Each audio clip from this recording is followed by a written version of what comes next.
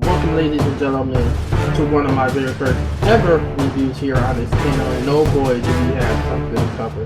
Today we were talking about Street Fighter V newly added story mode called The Shadows Fall.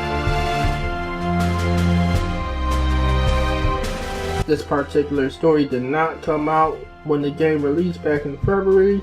It actually got held back for a couple of months until it finally released around July 1st.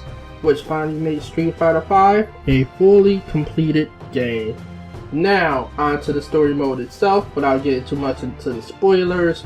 First off, we have the voice acting, which is actually quite decent in the game. Each character has their own personality tied to their character, as we finally get to see what they really are about. Like Necalli, for instance, only says a few words throughout the story and can barely even speak, as Styles are taking over what he says.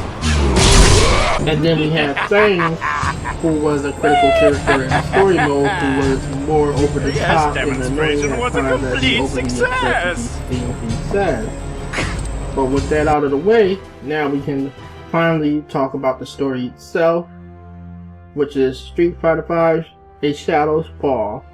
Now, Street Fighter V: A Shadows Fall has that classic plot twist of games and movies where one villain is trying to take over the world, and then that one hero is trying to overcome everything and defeat him. And now, how did Bison try to take over the world this time?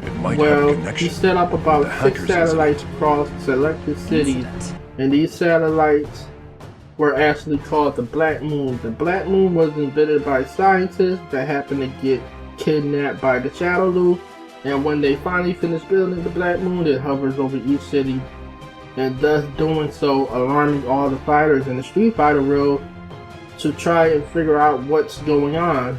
This is where it actually gets a bit confusing, as the cinematic story shows each fighter making their own group and trying to figure out what's happening and why the Black Moon is hovering over each city.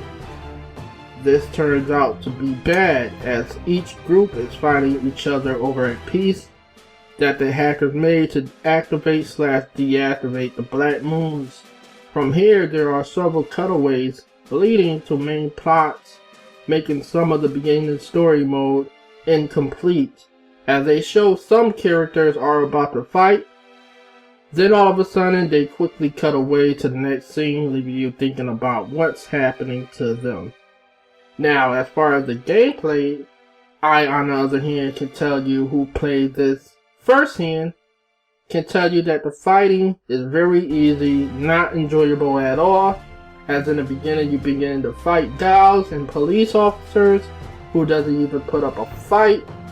They stand there and don't block, and when you want to see what they do, it takes them about 5 seconds to input a normal kick command that doesn't take much life from you whatsoever. But if you stick with playing the story mode and get towards the end, this is where the difficulty kind of spikes. The computer begins to read your input before it happens, already having a counter in place for any button. But also, the gameplay lacks character playability, meaning there are characters that fight more than others. Chun-Li only has about 2 fights in the whole story mode, loses both of them, while Karen has about 5 or more fights through the story mode, as well as Rashid having just about as much as Karen does. And I believe Feng as well have over the amount Karen and Rashid has, since he was one of the main villains. But there are some things I like about the gameplay, and that actually getting a taste of 2 characters that are not released, which was Urien and Juri. And it was awesome getting to play them and test them out in the story mode, but you couldn't really do anything since there's only 1 round in the story mode. So overall, what do I think about Street Fighter V: A Shadows Fall?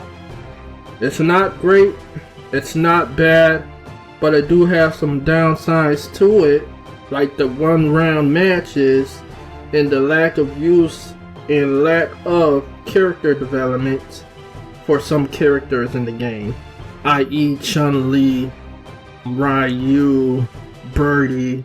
I can go on and list how many characters they didn't use in the story mode. This review has to come to an end, and I'm gonna give my rating for this story mode. I give Street Fighter V a Shadow Fall a 4 out of 5. And thank you again for watching my review on Street Fighter V Cinematic Story Review. For more further reviews of video games, please subscribe to my channel and comment below of what you thought of my first review. And let me know what you want me to review next. Thank you for watching.